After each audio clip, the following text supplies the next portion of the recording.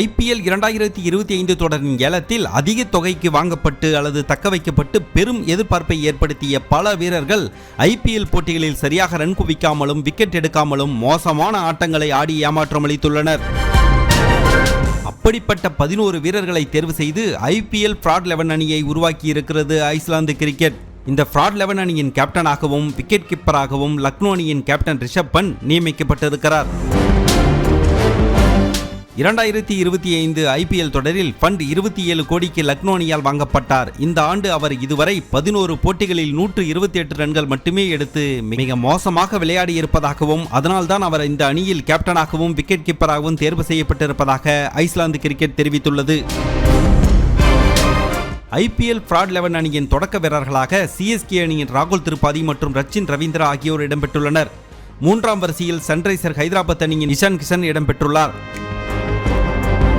4ஆம் வரிசையில் கேப்டன் ரிஷப் பண்ட், 5ஆம் இடத்தில் கொல்கத்தா நைட் ரைடர்ஸ் அணியில் இடம்பெற்றிருக்கும் வெங்கடேஷ் ஐயர் தேர்வாகியுள்ளார். இவர் 2025 IPL ஏலத்தில் 23 கோடி ரூபாய்க்கு வாங்கப்பட்டார்.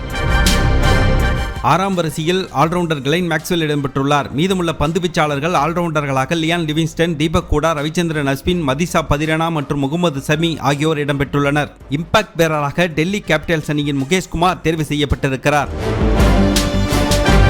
ஐஸ்லாந்து கிரிக்கெட் அமைப்பு வெளியிட்டுள்ள Fraud 11 அணியில் CSK வீரர்கள் 5 பேர் இடம்பெற்று CSK அணிக்கு பெருமை சேர்த்துள்ளதால் ரசிகர்கள் உற்சாகத்தில் உள்ளனர்.